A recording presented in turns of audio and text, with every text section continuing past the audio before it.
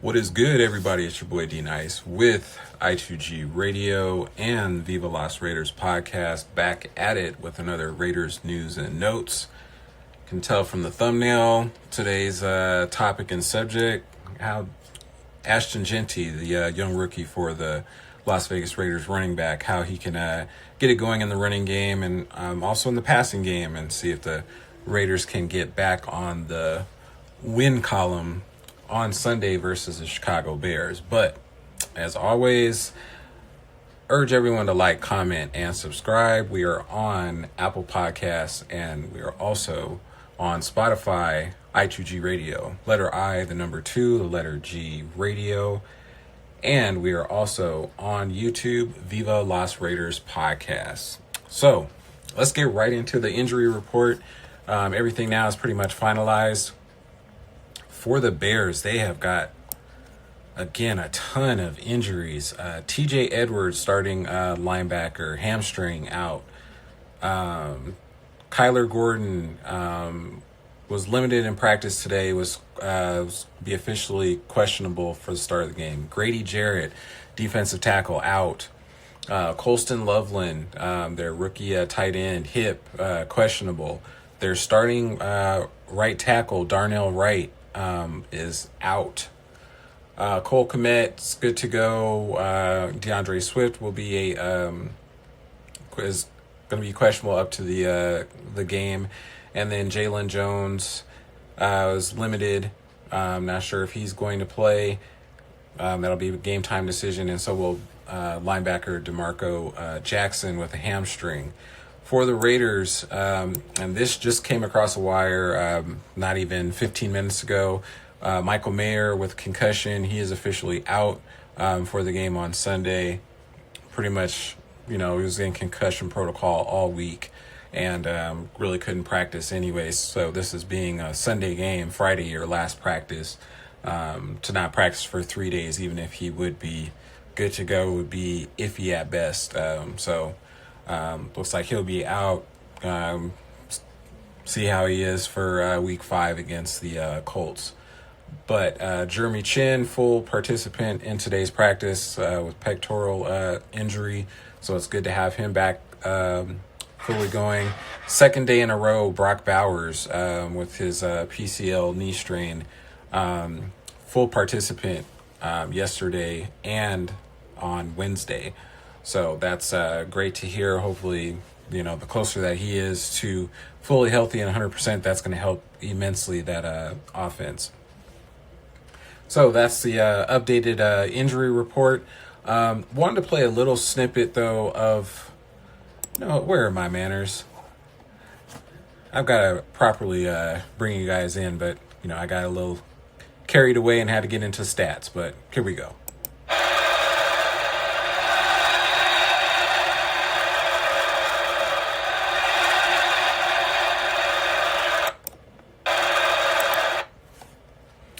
Go with a quick Oaktown chant there from the Coliseum, but all right, let's get into it. So Pete Carroll had a press conference today, and he talked a little bit about the injury report.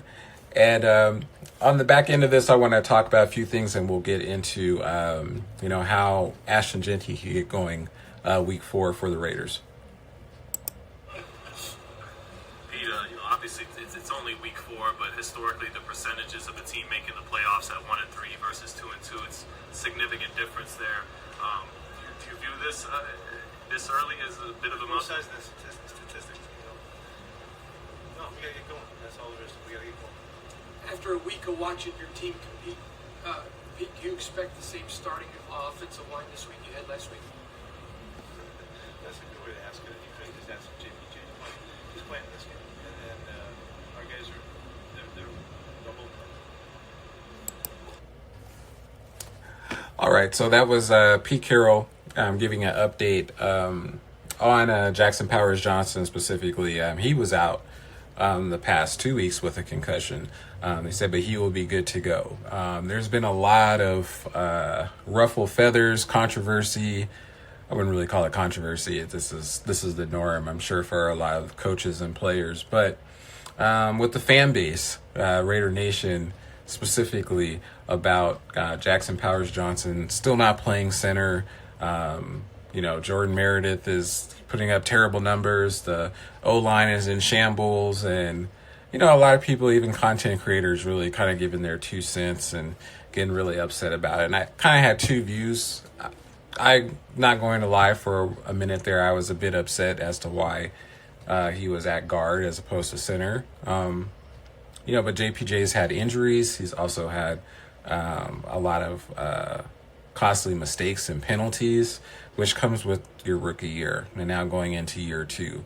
But a guy like that, I would like to see solidified at one position for a period of time so he can actually hone and harness his skills and become either a great guard or a great center. Like I said, my pro comp always for Jackson Powers Johnson is Richie Incognito.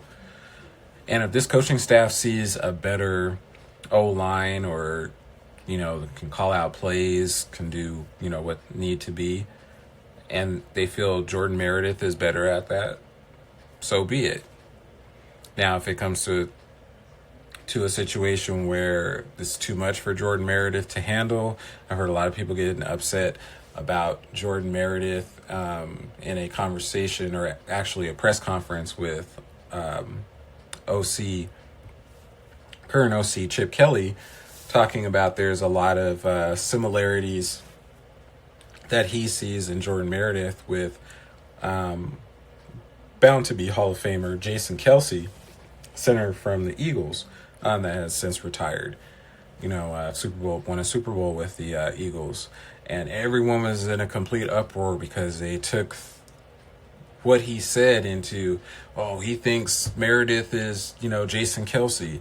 Maybe he's trying to motivate the young center. I didn't get from that conversation that he had, and I don't want to play it and get strikes as far as the audio, but I'm just kind of paraphrasing and everything that he said. He saw tendencies, and he even said, I'm not saying he's a Hall of Fame center like Jason Kelce. And, people have kind of taken what he said and kind of twisted it into something else. But, everyone is upset about the O-line, but, is not a coach. They don't have anything on the line. If it doesn't work out with JPJ at center, where is that anger then going to shift to? John Spytek? It's 3 games in. I understand it's rough being a Raider fan. It's rough. Super rough. But whatever it is, however it plays out, we've got to trust the process. We're not playing. And if we pick something and it doesn't work, we can log off our computers. We can just go about our lives. It's not that big of a deal, And there's people, unfortunately, that lose their jobs over certain decisions. But, hey, Pete Carroll's won a Super Bowl. A lot of people are saying he's kind of ornery and kind of, agitated. Him and Chip Kelly as well. I kind of attribute it to old age. Or I've heard even some Raider fans say it's similar to how Joe Biden acts. Like, come on, we got to pump the brakes and relax a little bit. It's getting a little out of hand here, but, whether you like it or not, you got to trust the process. This is the team that we have moving forward. And Rome wasn't built in a day. And if in 2 to 3 years this builds into a playoff contender or possibly a Super Bowl team, people don't trust and want to go through the process anymore. They want to skip over the hard parts and get to the nice shit. Enjoy the ride. Might get a little bumpy, but, there's ups and downs that are going to happen, ebbs and flows with the Eagles, who just won a Super Bowl. Everyone's saying how trash their offense currently looks. So, hey, they're undefeated. However you want to slice it, however they had their season, I'm sure Philly's not caring about the 4 losses or 5 losses or whatever they had last year. At the end, they won the Super Bowl.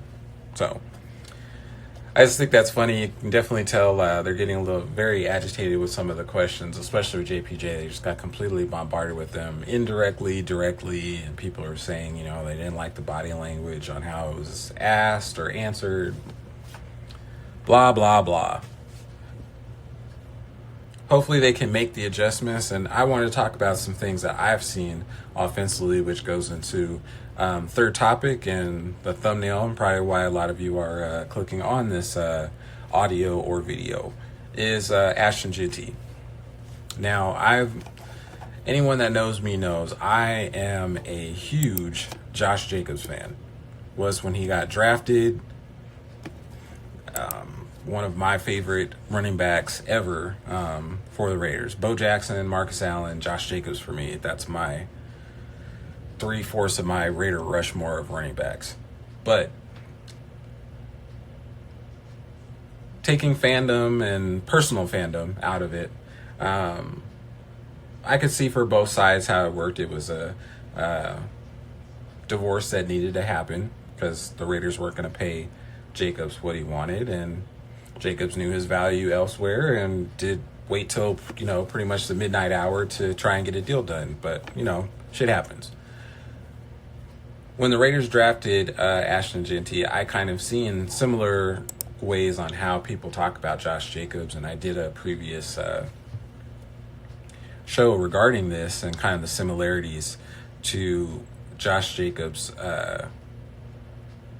rushing year, where he won the rushing championship with almost 1,700 yards.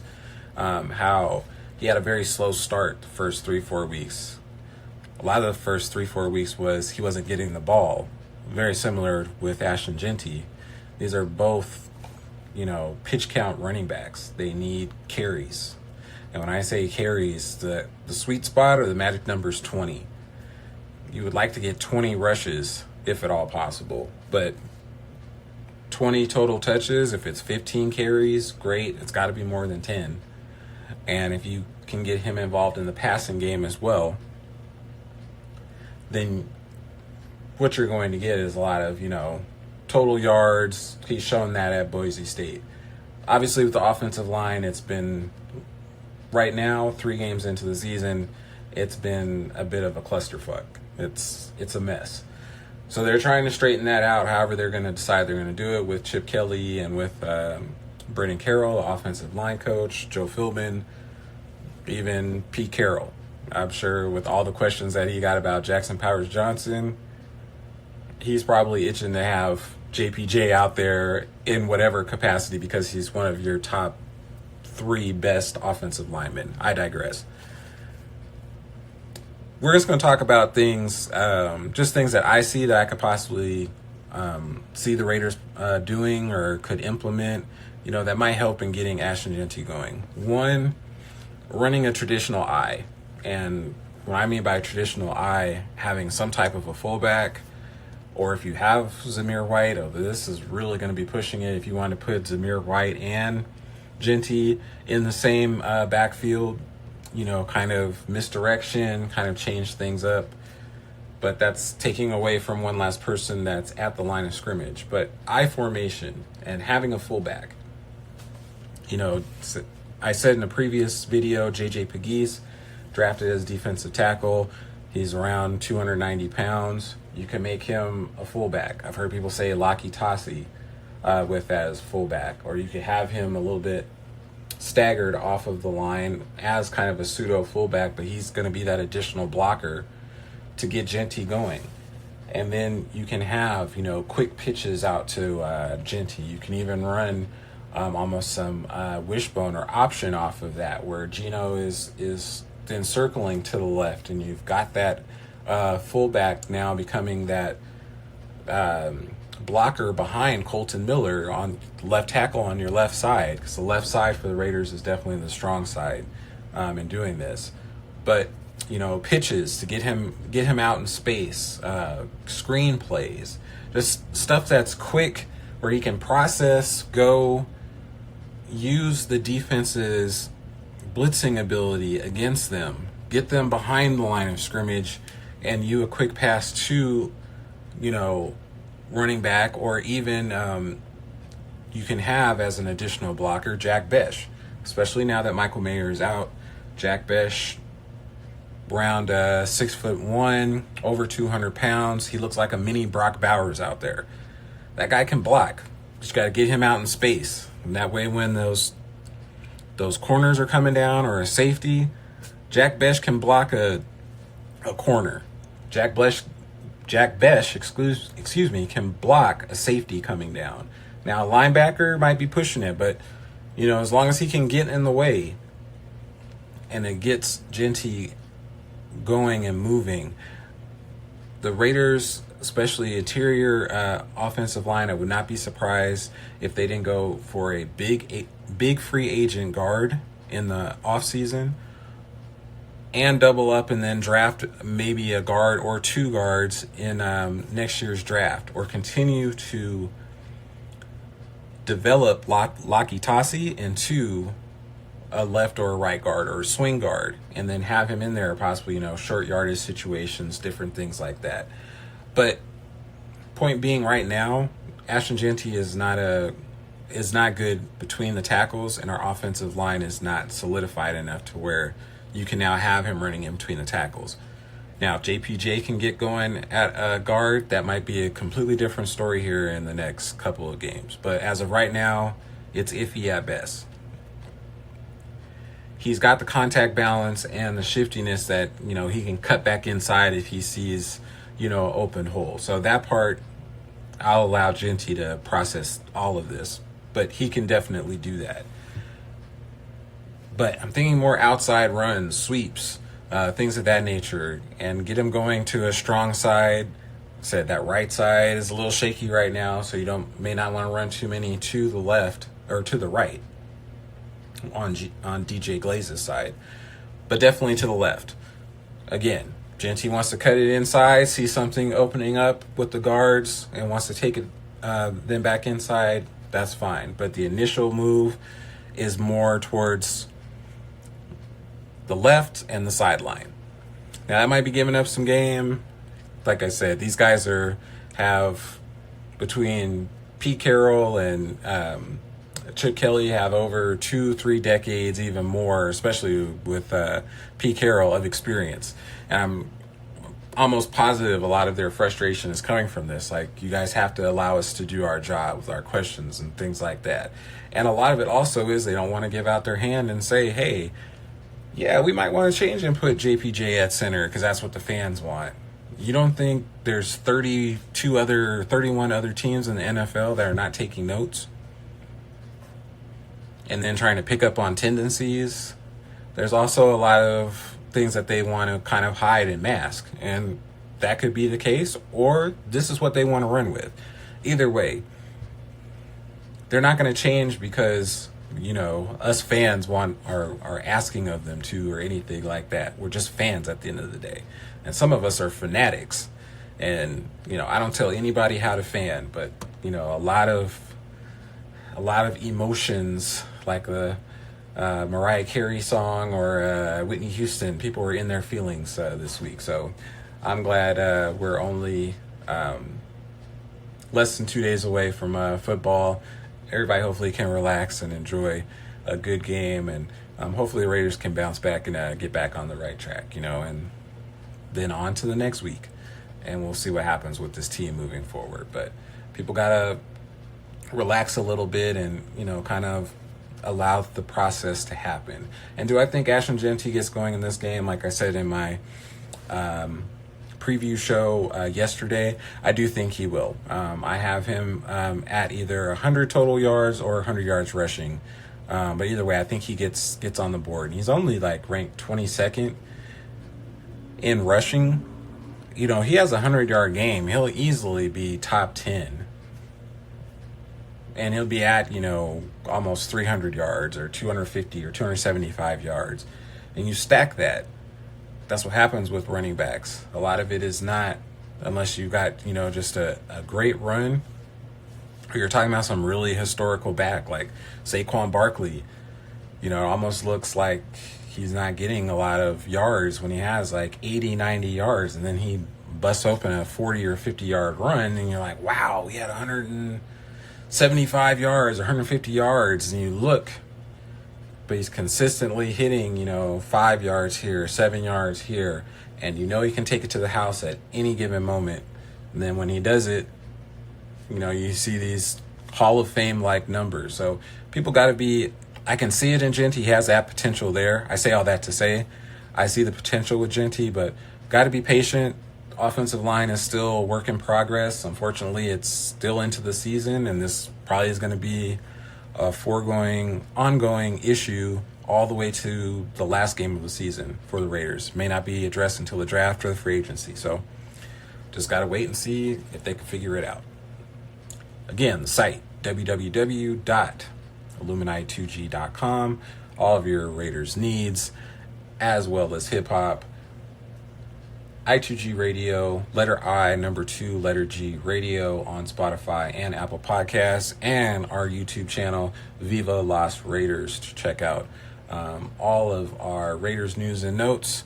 Got an I2G Radio show coming up on Spotify and Apple Podcasts tomorrow, and we will, I think that'll be a Sunday show, get back with our R&B Rhythms Gumbo Symphony podcast. That will be for all other genres. It's going to be kind of more of a news and notes show, things that are currently up on the site. Maybe a couple snippets here and there. Kind of same format as I2G Radio. Like I said, it took a little time. Our OG fans remember we used to play all the new underground independent music. Unfortunately, we can't do that anymore. Never know. Maybe down the line we'll get some type of deal and get that coming back. But be on the lookout for that on Sunday. And then tomorrow, I2G Radio will have a good hip-hop show. So, D-Nice, I2G Radio, signing off. See if the Raiders can get this win in Week 4 here in Allegiant. Peace.